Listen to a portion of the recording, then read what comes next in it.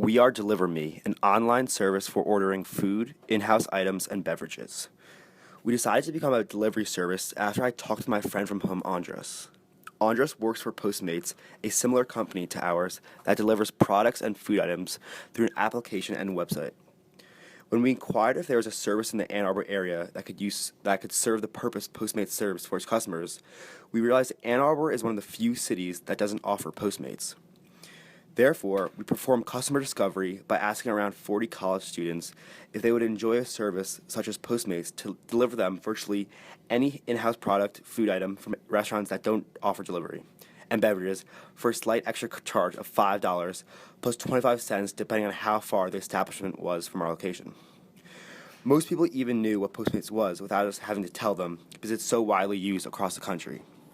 After virtually nobody said no, we knew that we had a business that would be successful in the college student market. Therefore, we decided the best way to solve this problem for students who are crunched with time was an online service called DeliverMe. We were able to create a full website that serves as our centralized location for what we do as a company.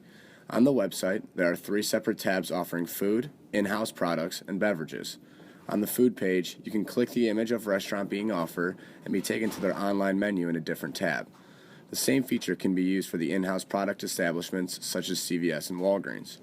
Our beverages tab specifically addresses items that are offered. We also have an ordering calculation and contact page for customers to place their orders. We decided after talking to Postmates employees that a good price for our service was a $5 flat rate fee with 25 cents being added on per mile of the home being ordered from.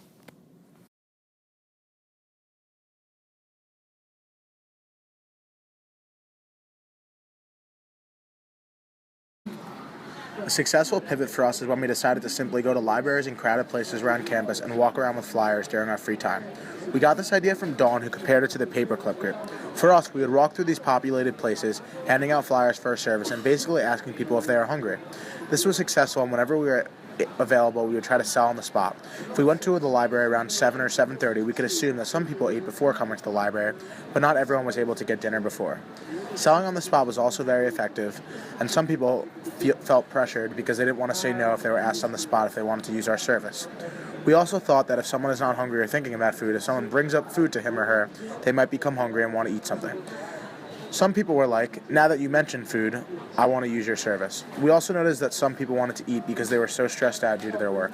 After a few days of doing orders, we quickly realized that people were using our service more for bigger, more expensive orders. Rarely people would find it worth it to pay $5 extra for a small order, so we found ourselves getting larger orders from a group of people because an extra $5 for a larger order is nothing. The majority of our orders ended up costing $30 or more, with our most expensive order of $85.12. We created a flyer with our website link to test our online website and see if people would visit the link on the flyer.